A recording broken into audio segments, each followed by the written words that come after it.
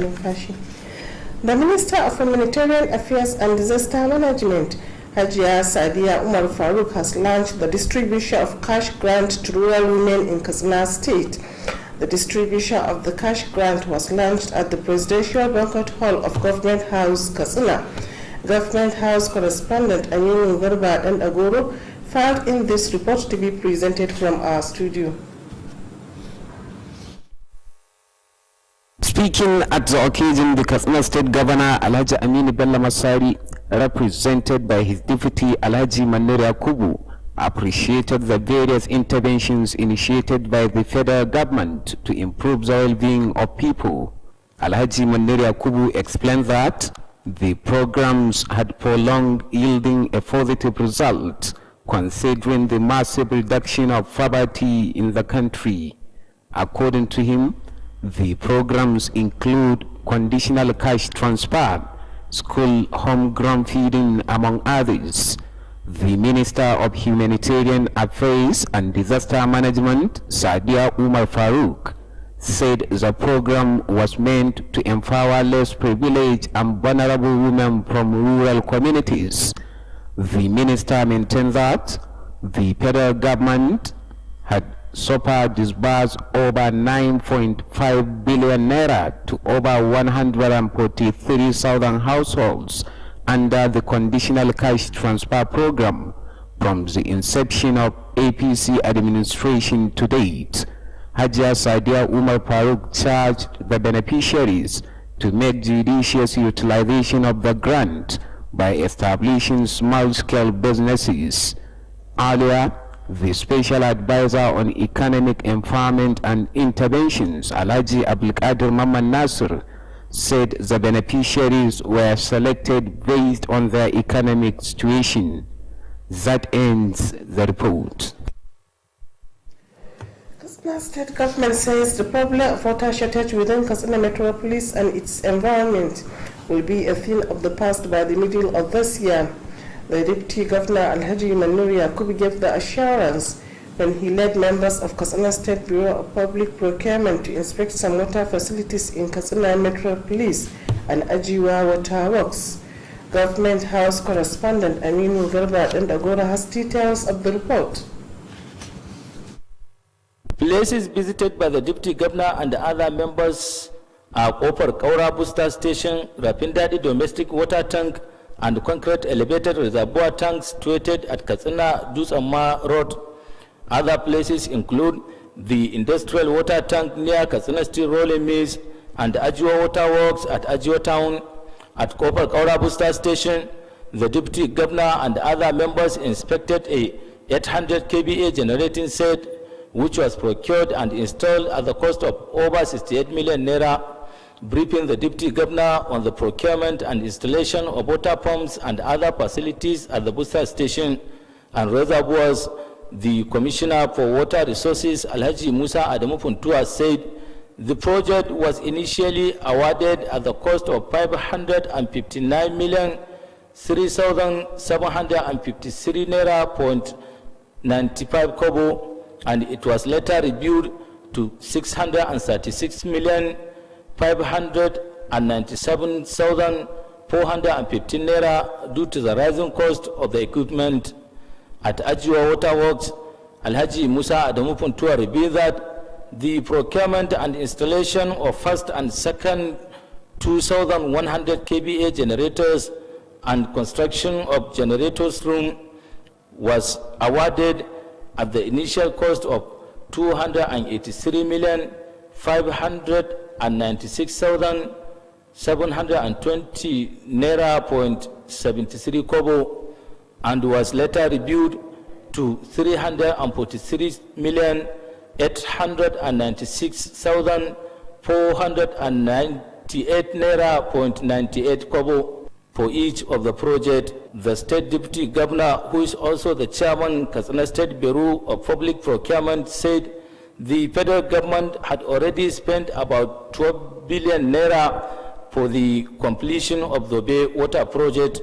Alhaji Manere Yakubu explained that the current water project in the state is to connect the Zobe water source and integrated it into the state water supply system for the benefit of people in the state. While expressing his satisfaction over the quality of the work, Alhaji Manira Kubu charged the contracting firm to ensure that the awaiting pumping machines to be installed at Rapindadi water tank and the one along Dusama Road and near Katsina steel rolling mills have arrived at Wendu. The contractor handling the project, Alhaji Salisu Mamman Continental, who called for more support from the government towards the completion of the project, assured that the project will be completed within the stipulated time. Alhaji Salisu Mamman urged people in the state to acknowledge and appreciate the multi-million naira project being executed by the Masari-led administration to improve their well-being. Amin Garba Dandagoro reporting from Government House, Katsina. Katsina Emirate Council has promised unflinching support to the activities of Katsina National Hand Talent Challenge for the development of the state. The Emir of Katsina, Alhaji Abdulmumin Kabir Usman, stated this when he received the Media and Publicity Committee on Katsina National Hand Talent Challenge, who paid him a courtesy visit in his palace. Details of the report are to be presented from our studio. Alhaji Abdulmumin Kabir Uthman, who expressed appreciation over the visit, pointed out that the initiative is a welcome development. The Emir noted that the program will no doubt fish out talented people from various parts of the state to portray their God-given skills for their development. He charged people in his domain to participate in the program to become self-reliant. While assuring the support of the Emirate to the initiators of the program, Alhaji Abdulmumin Kabir Usman appealed to the state government to support the program with an office accommodation for the sustenance of the Talent Hunt Challenge in the state. Earlier, a member of the committee, Malam Bashir Usman Ruwangodia, said Katsina National Hunt Challenge is an initiative of Governor Masari to support talented youth to become self-reliant. Malam Bashir Usman Ruwangodia, who is the special advisor on higher education, said the visit to the palace was to seek for support and further advice of the Emirate for the success of Katsina National Talent Hunt Challenge. He also solicited for the support of the traditional institution towards mobilizing people with talents to register for the program to feel a sense of belonging. Meanwhile, during the visit, the coordinator of Katsina National Hunt Talent, Alhaji Faisal Jafar Rafindadi, presented the landmark of Katsina Emirate to the Emir. That completes the report. A one-day manpower training for staff of 4 local governments of Mani Zone against drug abuse has been organized. The workshop was organized by the Department of Drugs, Narcotics and Human Trafficking in collaboration with the Local Government Service Commission. Correspondent Usman Salisu reports that the training was held at Mani Local Government Secretariat. His report. The staff of the 4 local governments who participated in the training include Mani, Dutse, Mashi and Bindawa.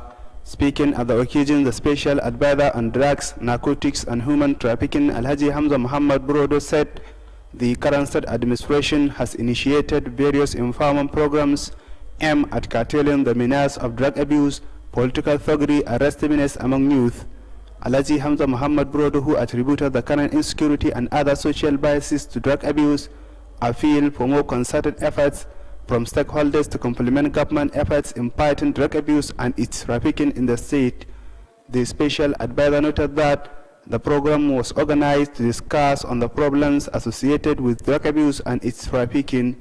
The special advisor, who called on the participants to pay more attention to the training, also urged them to organize similar workshops at their respective areas and to sensitize youth on the need to desist from social biases. He acknowledged the contributions of Local Government Service Commission, which enabled the department to select the participants of the training. The Special Advisor on Higher Education, Dr. Bashir Usman Rongodia, stressed the need for people to brace up in addressing the menace of drug abuse and trafficking. Dr. Bashir Usman Rongodia seized the opportunity to call on parents to ensure proper upbringing of their wards for the betterment of the society. The head of Man Local Government Administration, Alhaji Al-Mustafa Abubakar Idris, represented by the head of personnel Al-Hassan Ali Ngawa, called on the participants to make judicious utilization of the knowledge acquired during the training. A resource person from Umar Musa Yar'adua University, Dr. Sani Abdul Fari, presented a paper on dangers of drug abuse and job performance among civil service employees. Another resource person, who is also Director Kasuma Kofarabay College of Nursing and Midwifery, Malam Muhammad Nuruddin Umar, presented a paper on the effects of drug abuse and its causes. Similarly, Sheikh Lawal Suleiman Kurai presented a paper on the effects of drug abuse and human trafficking in Islamic perspectives. Usman Salih Sugurbi Mikia, reporting for Kttv News. Meanwhile, the Special Assistant to Governor Aminu Bello Masari on drugs and human trafficking, Hajiya Farida Kabir Murnai, has flagged off the training of women in various schools acquisition programs. The training held at the banquet hall of All Government House also features sensitization on the effects of drug abuse. Correspondent Muhammad Rabi'u Gafai reports that the participants were selected from various local government areas of the state. This report. The Special Assistant to the Governor on Drugs and Human Trafficking, Hajiya Farida Kabir Murnai, said the training was organized to equip the participants on various skills acquisition programs to become self-reliant. Hajiya Farida Kabir said the skills acquisition programs include tailoring, soap making, catering, as well as bedsheet making, among others. She added that part of the training include enlightenment of the participants on the dangers associated with the drug abuse and ways in which they could assist the government in that regard. The special advisor pointed out that the consumption of drug abuse among women has become a source of concern. This prompted the department engage the women on various skills acquisition to become self-reliant. Hajiya Farida commended Nasser-led administration for its efforts in the fight against drug abuse in the states. She also acknowledged the support to the department by Governor Masari, which enabled it to conduct the training. She charged the participants to extend the knowledge acquired to those who were not opportune to attend for overall development of the state. A cross-section of the participants assured to make good utilization of the knowledge acquired. They also assured to continue supporting government policies and programs. Muhammad Rabi Ugapai, reporting for Kttv News. Stay tuned for commercial messages.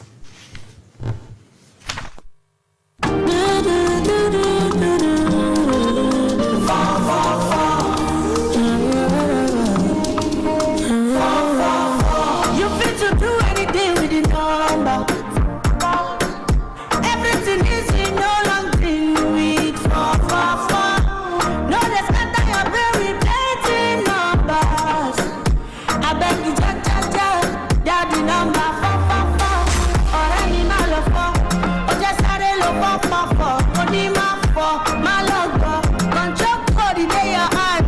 444. Is a metaphor. You can just for attention.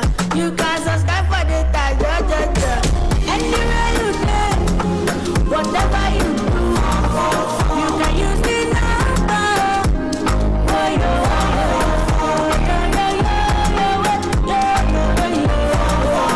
Airtel, the smart.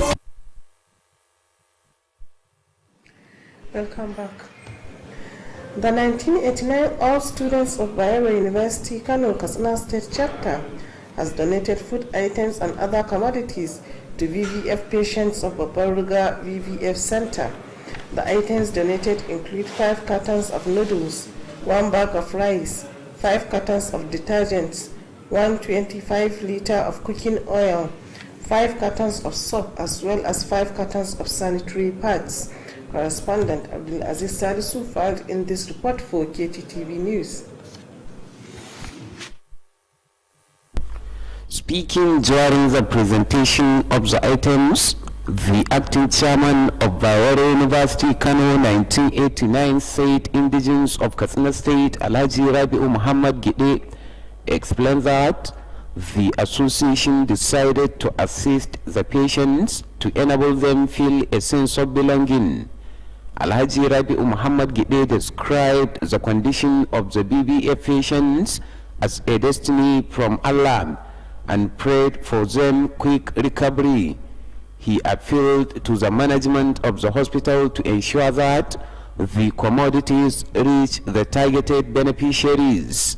The medical director of the BVF Center, Dr. Aliu Muhammad El Laden, spoke extensively on the causes of the BVF problem, which he attributed with the prolonged labor. He appealed to government at all levels to ensure the establishment of comprehensive healthcare center in all political wards of 774 local governments across the country.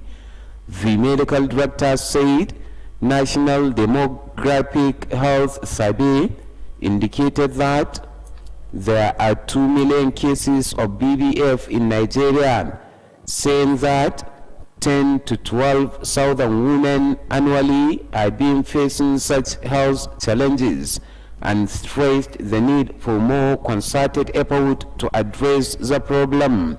In a vote of thanks, the Deputy Medical Director of the BBF Center, Dr. Sadia Nasir, thanked the Bayero University Kano 1989 said for the gesture and called on other associations to emulate. Dr. Sadia Nasir assured of judicious distribution of the commodities to the BBF patients. That ends the report.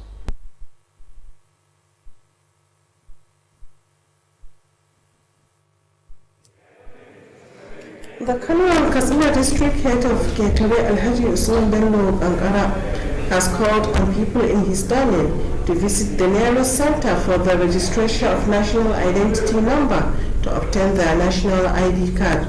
Alhaji Usman Bello Bankara made the call in an interview with Kttv correspondent Hussaini Dan Hayrik, the traditional ruler who expressed satisfaction over the conduct of the registration of the national identity number, assured of his continuous support to the exercise. Alhaji Usman Bello Bankara charged the village and wards heads in his domain to mobilize their subjects to obtain the national identity card for the overall development of the area. The Kano and Katsina commended the Emir of Katsina, Alhaji Abdulmumin Kabir Usman, for his concern to the plight of his subjects and prayed for Allah's guidance and protection to him. Alhaji Usman Bello Bankara also stressed the need for people in his domain to intensify prayers for the sustenance of peaceful coexistence in the area, Katsina State and the country as a whole. It could be recalled that the Kano and Katsina has facilitated the registration of the national identity number at 10 villages in his domain to reduce the difficulties being faced in obtaining the national ID card.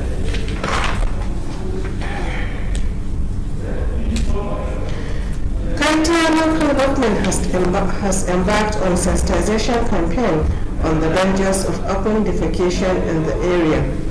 The sensitization campaign was led by the head of local government administration, Alhaji Mukhtar Aminu Bakoli. The communities visited includes Ba'awa, Abdallawa, Girka, Mkaba, and Sawaria. At all the places, the head of the local government administration said the visit was meant to enlighten the people on the need to desist from open defecation for the improvement of their health care. The head of local government administration noted with satisfaction the support of the traditional rulers and community leaders towards addressing the menace of open defecation and called for its sustenance. The Sarkin Sulubawang Katsina district head of Kaita Alhaji Abdul Karim Usman commended the head of local government administration for the sensitization campaign and assured of the traditional rulers' continuous support to achieve the said objectives. Other speakers at the occasion include the Director, Water and Sanitation Department of the area, Alhaji Hassan Mamman and Hajiya Zainab Garba Kaita.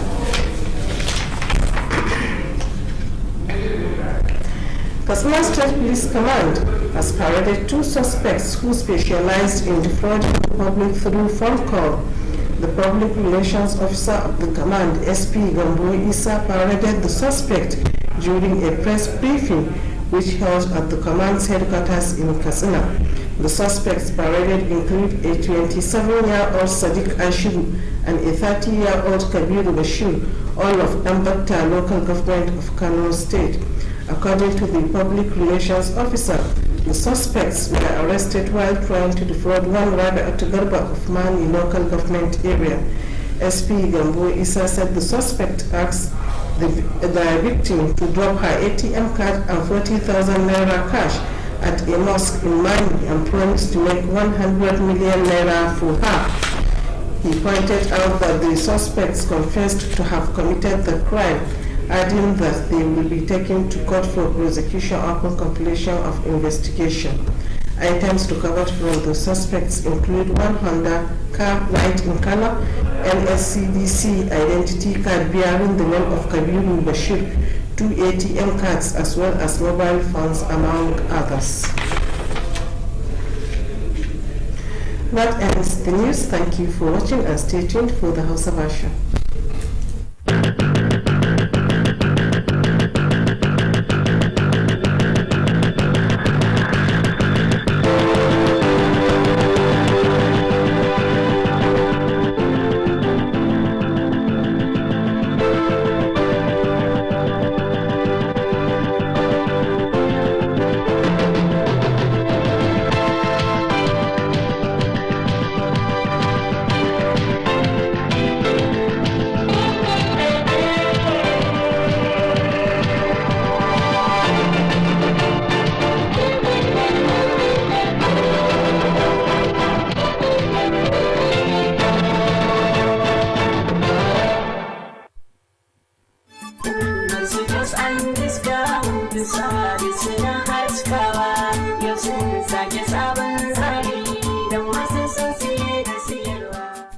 Masu iya magana suka ce na zaune dai bai ga gari ba, kuma idan baka san gari ba to saurari daka. Ma'abota son ingantattun kayan fanuca na daki ko ofis to albishirinku. Omar Stores Shopping Mall ɗaya tamkar da goma. Idan ana magana wurin da ake samun kayan masu aminci na fanuca tuni sun yi zarra a wannan harkai. Domin a wurin Omar Stores ake samun kujerun alfarma da gadaje da duniya ke yayi, irin na kasashen ƙetare kamar na ƙasar Saudiya, Dubai, China, Italy da ƙasar Turkiya, irin su Queen's Bed, Angel Bed, Diamond Bed, Blue Dreams da kuma King's Bed. A bangaren kujeru kuwa idanuwanku su ne shaida, domin muna da su nau'i-nau'i. Muna sayar da ɗakin adana sutura wato wardrobe, show glass ɗan yayi, teburin cin abinci dining table da kuma teburi na sa a ɗakin taro da kujerun shi. Masu buƙatar kayan kallo da kayan kicin Alhaji Umaru ya la'akari da buƙatunku. Fridge, injinan wanki, mata masu buƙatar atamfofi na shiga tsara da lesussuka 'yan yayi masu aje irin naku, muna da kayan 'yan kanti na maza da mata, takalman sa da jikuna, kayan wasannin yara, akwai su sai kun darje. Sannan mun yi shiri na musamman na amfani da na'urar cire kuɗi nan take wato POS machine don kawo sauki ga abokan huda. Umar Store Shopping Mall na nan akan titin IBB akan hanyar zuwa babban masallacin Juma'a na Kofar Soro na birnin Katsina, ko kuma sabon shagon mu na Umar Stores and Discount Limited da ke kan titin zuwa tsohon CBN yana kallon sabon bankin First Bank. Umar Store Shopping Mall, ku zo da alheri ku tafi da alheri.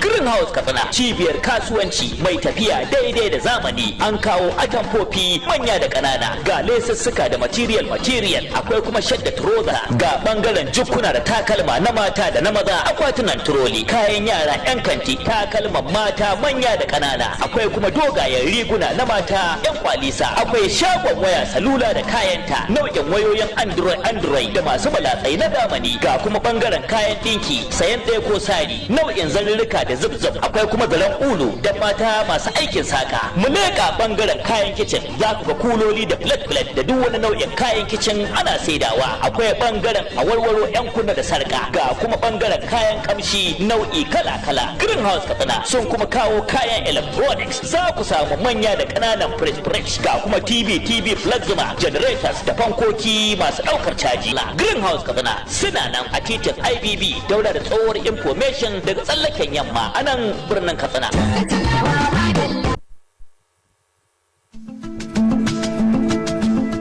Silicon Heights International College is an ideal automated school system designed for nursery, primary and secondary school with the aim of increasing efficiency and promoting ICT image. Silicon Heights International College, Katsina, is a center of academic excellence.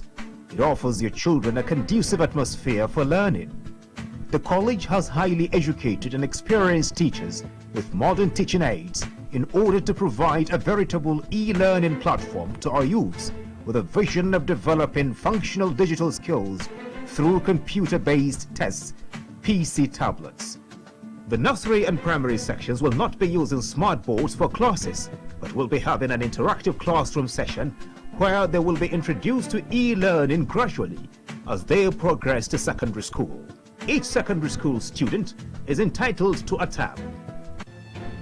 The sale of admission forms into Nursery 1 to 3, Primary 1 to 3, and JSS 1 to 3 is on at the school premises, number 1 Turakisani Stores Road, Commercial Layout, Gidan Dawa, Katsina. You can contact us at 080-3637-2567 or 090-5395-9983 or 080-3588-8483 or our website address at https:/www.siliconheight.school.ng or our email address at email@siliconheight.school.ng. Parents and guardians can register online on the above address.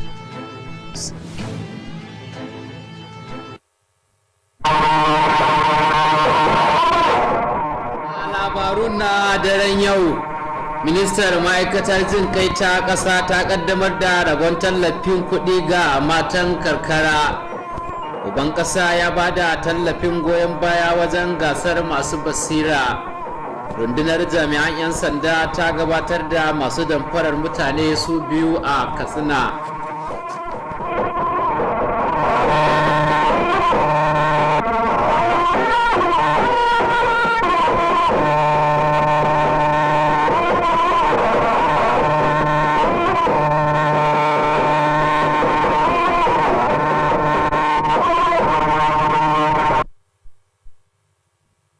Masu kallon mu a daidai wannan lokaci barkanmu da warhaka ga labarun, sunana Nasir Sani Gide. Ministar bada agajin gaggawa ta ƙasa Hajiya Sadiya Umar Faruk ta kaddamar da rabon tallafin kuɗi ga matan karkara da ke a jihar Katsina. An kaddamar da rabon tallafin kuɗin ne a ɗakin taro na ɓangaren shugaban ƙasa da ke a gidan gwamnatin jihar Katsina.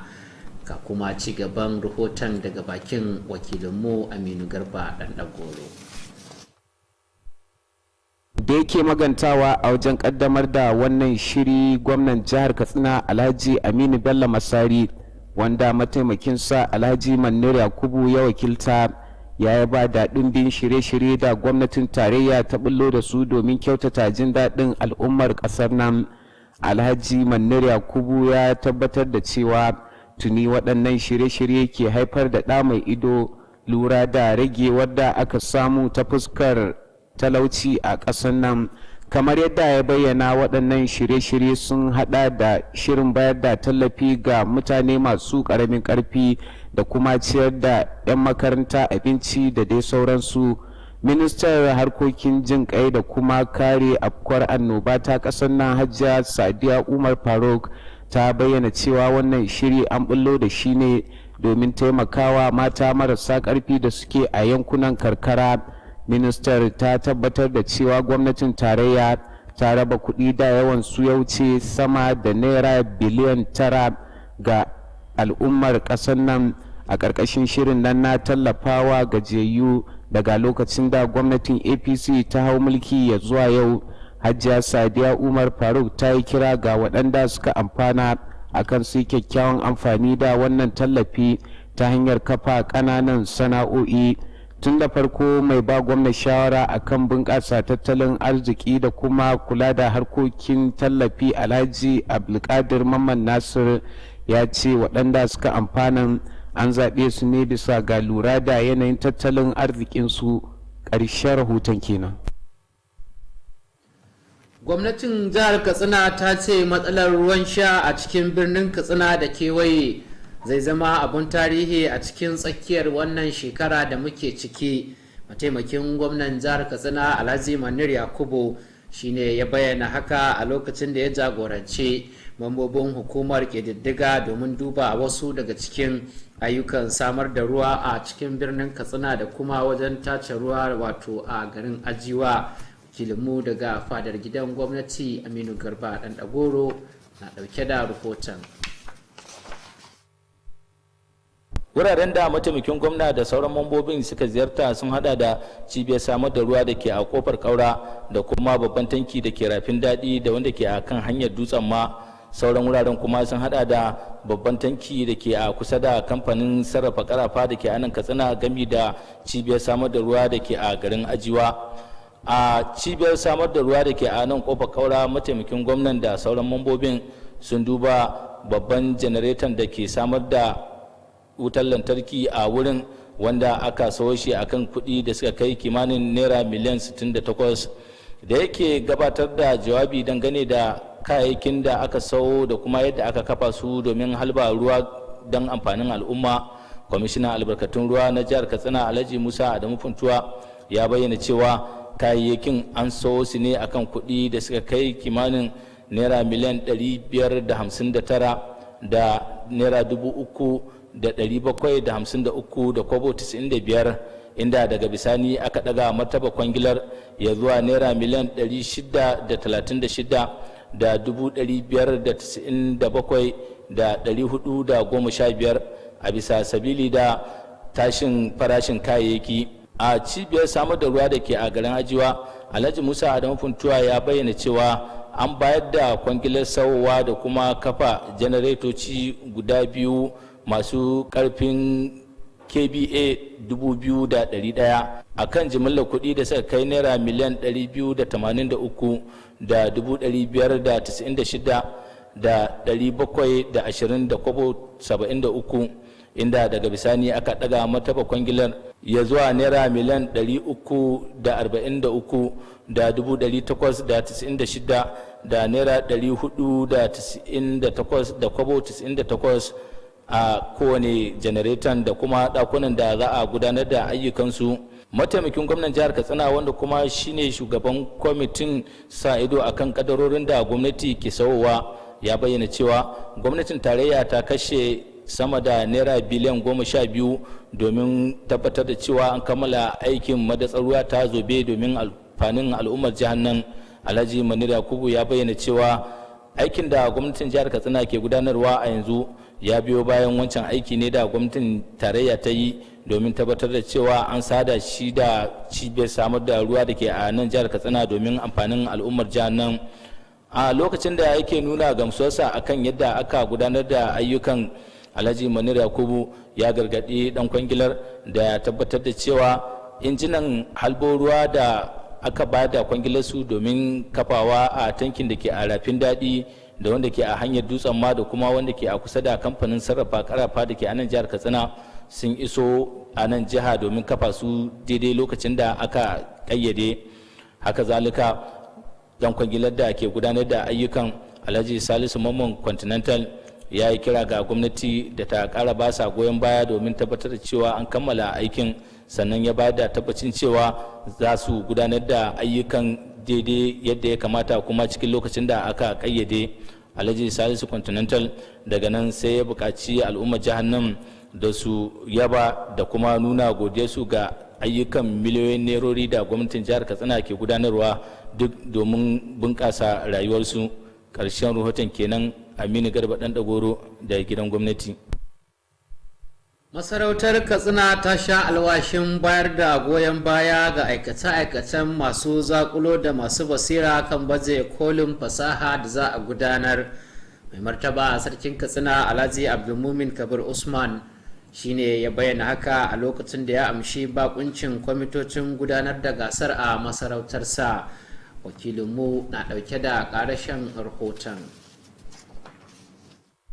Alhaji Abdulmumin Kabir Usman, wanda ya nuna jin daɗin shi akan ziyarar, ya yi nuni da cewa kirkiro wannan shiri abu ne da aka yi maraba da shi. Mai martaba sarkin ya yi kuma nuni da cewa shirin ko shakka babu zai zakulo mutane masu basira daga bangarori daban-daban na jihar nan domin su gwada irin basirar da Allah ya masu domin ci gabansu. Ya kuma kira ga jama'a da su shiga cikin shirin domin su zama masu dogaro da kai. Sa'ilin da yake tabbatar da goyon bayan masarautar akan waɗanda suka kirkiro shirin, Alhaji Abdulmumin Kabir Usman ya yi roƙo ga gwamnatin jiha da ta tallafa ma shirin da ofis da kuma kayayyaki domin ɗorewar gasar ta masu basira a cikin jihar nan. Tun da farko, memban kwamitin Malam Bashir Usman Ruwan Godiya ya ce shirin na zakulo mutane masu basira wani shiri ne wanda gwamna Aminu Bello Masari ya kirkire shi domin tallafa ma matasa su zama masu dogaro da kai. Malam Bashir Usman Ruwan Godiya, wanda kuma shine mai bayar da shawara na musamman akan ilimi mai zurfi, ya ce ziyarar a zuwa masarautar sun kai ta ne domin neman goyon baya da kuma shawara ta iyayen da kuma masarautar domin samun nasarar shirin na zakulo waɗanda ke da basira a cikin al'umma. Ya kuma nemi goyon bayan masarautun gargajiya wajen wayar da kan jama'a da ke da basira da su yi rajista da wannan shiri domin a dama da su. A lokacin ziyarar, jami'in shirin na zakulo masu basira Alhaji Faisal Jafar Rafin Daɗi ya gabatar da wani tambari wanda ke nuna alamar masarautar Katsina ga mai martaba sarki. Ƙarshen rahoton kenan. An gudanar da taron bita na wuni ɗaya ga ma'aikatan shiyar ƙaramar hukumar Mani kan hana sha da fataucin miyagun ƙwayoyi da kuma safarar mutane, wanda sashen hana sha da fataucin miyagun ƙwayoyi haɗin gwiwa da hukumar kula da ma'aikatan ƙananan hukumomi ta shirya. Taron bitar, wanda ya gudana a sakatariyar ƙaramar hukumar Mani, ya samu halarta daga ma'aikatan ƙananan hukumomin da ke a yankin. Wakilinmu Usman Salisu na ɗauke da rahoton. Ma'aikatan ƙananan hukumomi guda hudu da suka fafata a shirin horo sun hada da Mani, Dutsi, Mashi da Bindawa. Da yake jawabi a lokacin taron, mai baiwa gwamna shawara akan hana shan miyagun ƙwayoyi da hana safarar bil'adama Alhaji Hamza Muhammad Barodo ya bayyana cewa gwamnati mai ci a yanzu ta kirkiro shirye-shirye da dama da suke da manufar magance matsalolin ta'ammali da miyagun ƙwayoyi da bangar siyasa gami da zaman kashe wando a tsakanin matasa. Alhaji Hamza Muhammad Barodo, wanda ya alakanta matsalolin rashin tsaro da sauran ayyukan asha ga matsalar shan miyagun ƙwayoyi, ya buƙaci ƙarin azama tsakanin masu ruwa tsaki domin mara ƙoƙarin gwamnati baya wajen magance matsalolin ta'ammali da miyagun ƙwayoyi da safarar su a jihar nan. Mai baiwa gwamnati shawaran yayin da cewa an shirya taron ne domin a tattauna akan matsalolin da suke tattare da ta'ammali da miyagun ƙwayoyi da safarar su a cikin jihar nan. Mai baiwa gwamnati shawaran, wanda ya kira ga mahalarta taron da su mai da hankali ga horaswar, ya buƙaci su da su shirya irin wannan horaswar a yankunan su tare da faɗakar da matasa akan buƙatar da ke akwai na su guji ta'ammali da miyagun ƙwayoyi da sauran ayyukan asha. Ya yaba da gudunmuwar hukumar kula da ma'aikatan ƙananan hukumomi, wanda ya baiwa sashen zabar mahalarta taron. Mai baiwa gwamnati shawara na musamman akan ilimi mai zurfi Dr. Bashir Usman Ruwan Godiya ya da bukatar da ke akwai na al'umma da su ta tsaye domin magance matsalar da ke tattare da ta'ammali da miyagun ƙwayoyi da safarar su a jihar nan. Dr. Bashir Usman Ruwan Godiya ya yi amfani da damar inda ya kira ga iyaye da su tabbatar sun bai wa 'ya'yayensu kyakkyawar tarbiyya domin samun al'umma ingantacciya. Shugaban mulkin karamar hukumar Mani Alhaji Almustapha Abubakar Idris, wanda ya samu wakilcin shugaban ma'aikata na karamar hukumar Alhassan Ali Hingawa, ya yi kira ga mahalarta taron da su yi kyakkyawan amfani da ilimin da suka koya a lokacin taron horaswar. A lokacin taron horaswar, malami daga jami'ar Umar Musa Adwa Dr. Sani Abdu Fari ya gabatar da kasida mai taken matsalolin ta'ammali da miyagun kwayoyi ga ma'aikatan gwamnati. Haka don kuma wani masani wanda kuma ya kasance daraktan kwalejin nazarin aikin jinya ta Kasimu Kofar Bai, Malam Muhammad Nuruddin Umar, ya gabatar da kasida mai taken matsalolin da ke tattare da ta'ammali da miyagun kwayoyi da abin da ke jawo mutane na tsunduma a kan shi. Haka zalika Sheikh Lawal Suleiman Kuraye ya gabatar da kasida kan matsalolin da ke tattare da ta'ammali da miyagun kwayoyi da safarar bil'adama a mahangar addinin musulunci. Ƙarshen rahoton kenan. Usman Salisu Gurbin Mikiya. A wani labarin kuma, mai taimakawa gwamna kan hana sha da fataucin miyagun kwayoyi gami da hana safarar mutane, Hajiya Farida Kabir Murnai ta kaddamar da taron bita ga mata kan dabarun koyon sana'o'i a jihar Katsina. Wannan taron bita ya gudana a ɗakin taro na tsohon gidan gwamnati, ya kuma samu faɗakarwa kan matsalar ta'ammali da miyagun kwayoyi. Wakilinmu Muhammad Rabiu Gafai ya ba da rahoton cewa an zaɓo mahalarta taron ne daga ƙananan hukumomin da ke a faɗin jihar nan. Ga kuma rahoton.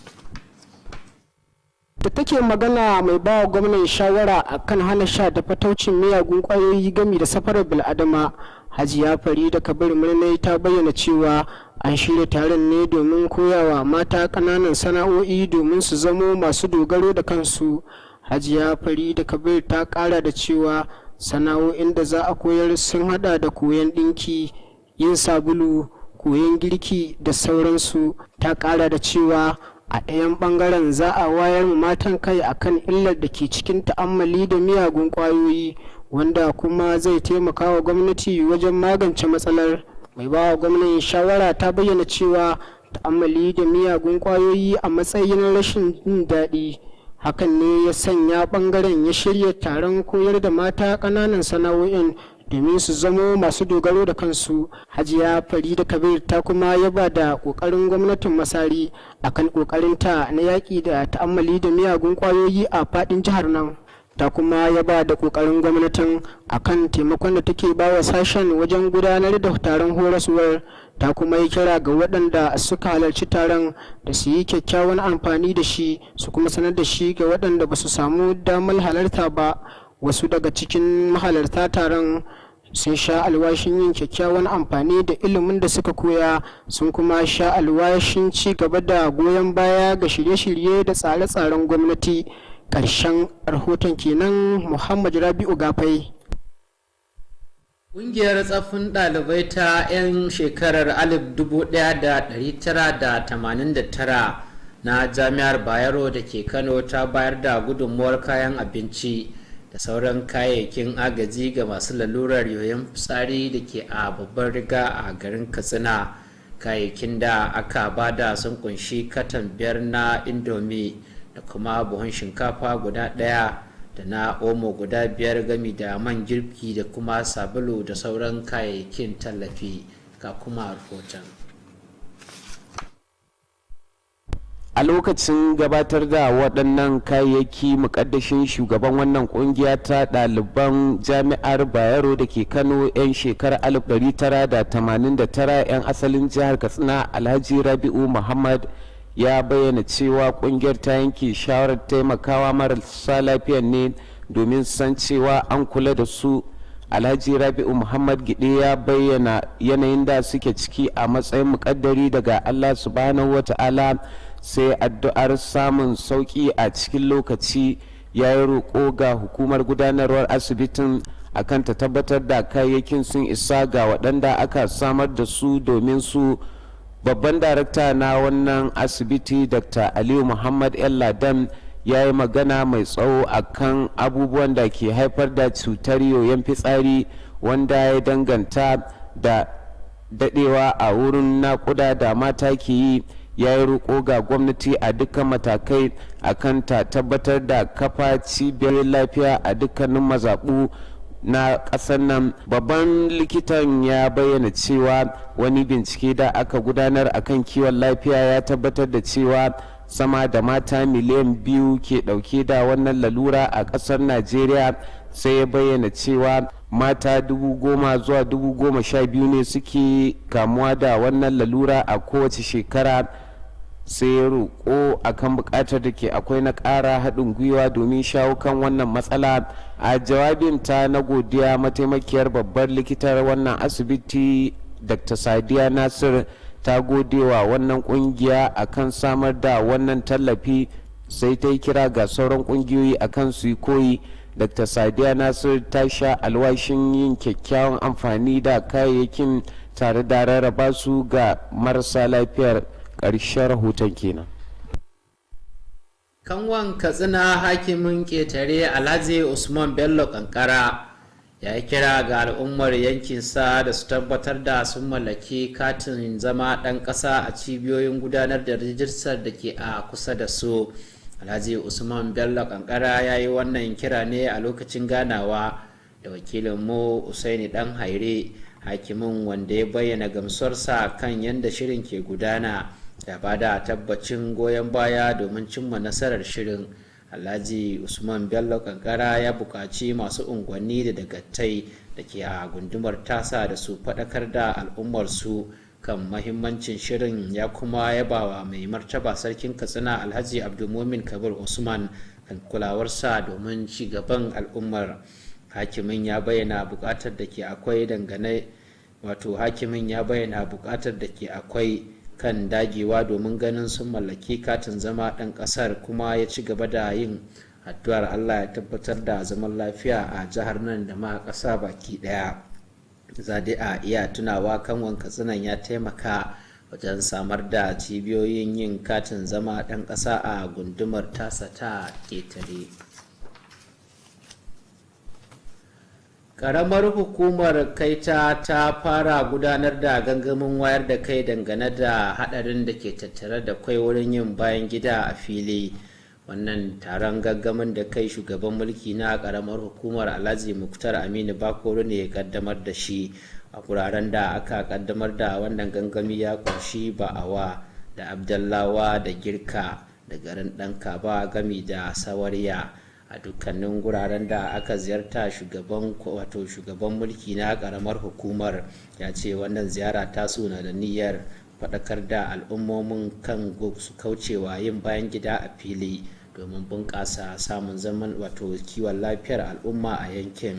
Shugaban sashen mulkin ya kuma bayyana gamsuwar shi kan goyon baya da masu riƙe da masarautun gargajiya ke badawa game da shugabannin addinai domin magance wannan matsala. Sarkin Sullubawan Katsina hakimin Kaita Alhaji Abdulkarim Kabir Usman ya ba da kokarin shugaban mulki na karamar hukumar dangane da hada wannan gangami, ya kuma ba da tabbacin goyon bayan masu rike da masarautun gargajiya domin kwalliya ta biya kudin sabulu. Sauran waɗanda suka maganta a lokacin taron sun kunshi daraktan samar da ruwan sha da tsabtace muhalli na yankin Alhaji Hassan Mamman da Hajja Zainab Garba Kaita.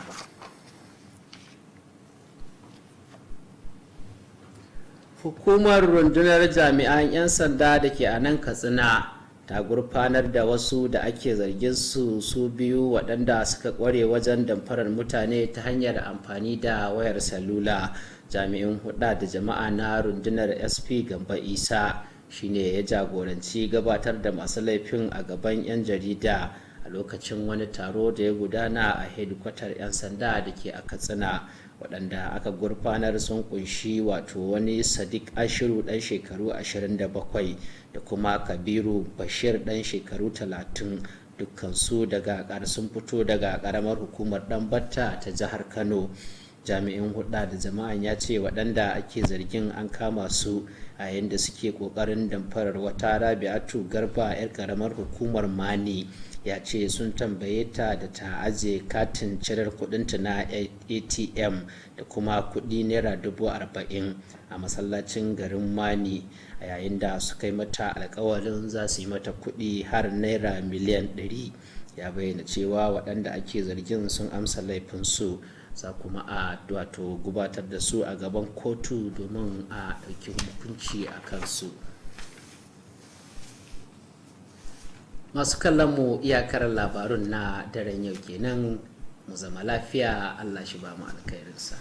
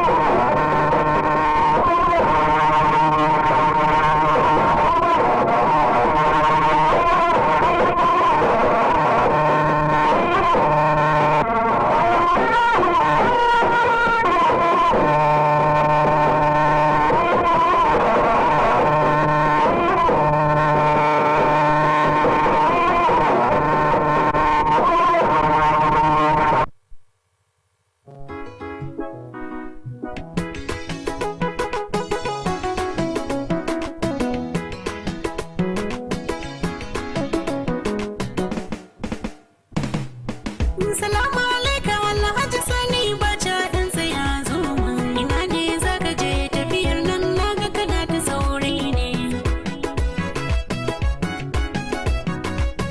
Labarin zuciya wasu sun ce akwai magana akan fuska. Ina maka tambaya bacha kai baka so ka ban amsa.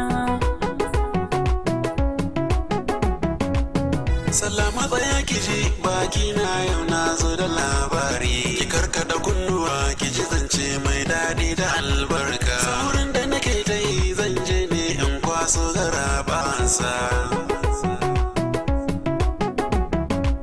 Kamfanin nan almusiki bencin zan je kwasar garabansa. Kamfanin da ya zarce dukkan sauragun sauki da albarka. Ƙauye birni da masu kuɗi talakawa duk suna samu. Kuma ga sauki a kayansu domin jama'a su amfana. Sannan ga kyautatawa abokan hudda ta su ba raini. Kana murna ka zo sannan kuma kun tafiya kana murna. Suna hidima da kwastoma a cikin ladabi da adalci. Kamfani ɗaya tamkar da dubu katsinawa babu tamkarsa.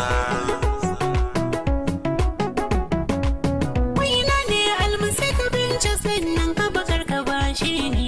Ina ji kana ta bani bayani amma babu tambihi. Faɗa mini me suke saidawa don ni ma na amfana. Wataƙila da na ji ya burge ni ma in bi ka in samu in sha garaɓasa.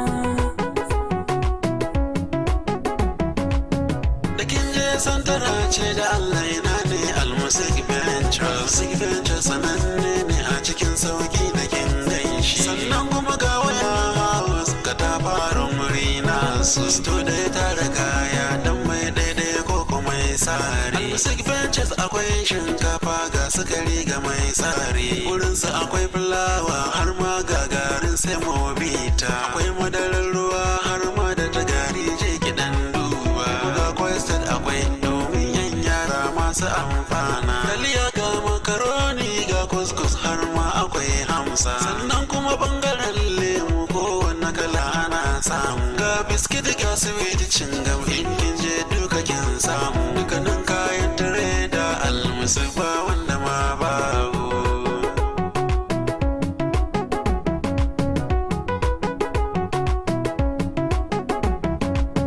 Don ne haka ne bacha wannan tafiya da ni za a yi. Sai na je almusik ni ma na siyo kayan abincinmu.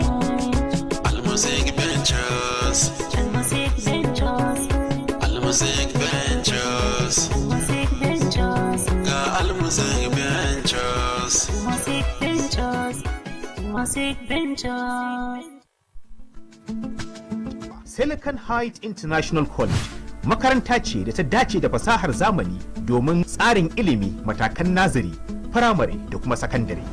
Silicon Heights International College cibiya ce ta ingantaccen ilimi, tana samar da kyakkyawan yanayi na koyo da koyarwa, na da ƙwararrun malamai da kuma kayan koyarwa na zamani domin koyar da yara karatu ta hanyar na'ura mai ƙwaƙwalwa wato kwamfuta, ta yadda za su zama gagarbadau a wannan fanni. Sashen nazari da firamare ba za su rika amfani da allunan na zamani smart boards ba, sai dai za su rika samun horo ne da na'ura mai ƙwaƙwalwa har sai sun shiga sakandare. Kowane ɗalibin sakandare za a bashi na'ura mai ƙwaƙwalwa ta hannu wato tab. Akwai kuma ɗakin gwaje-gwaje domin samun ingantaccen ilimin kimiyya. Ana sayar da fom na shiga matakan aji 1 zuwa 3 na nazari, da aji 1 zuwa 3 na firamare, da kuma aji 1 zuwa 3 na ƙaramar sakandare. A harabar makarantar da ke lamba 1 titin Turaki Sani Stores Commercial Layout, gidan Dawa Katsina. Ku kawo 'ya'yanku Silicon Heights International College domin samun ingantaccen ilimi. A tuntuɓe mu a waɗannan lambobi. 0803-3725-5567 ko 0905-395-9983 ko 0800-3588-8483 ko kuma adireshinmu na yanar gizo kamar haka https://www.siliconhide.school.ng ko kuma adireshinmu na email at email@siliconhide.school.ng. Iyaye masu bukatar yin rijista kuna iya rijista a shafin yanar gizo a adireshin da muka bayar.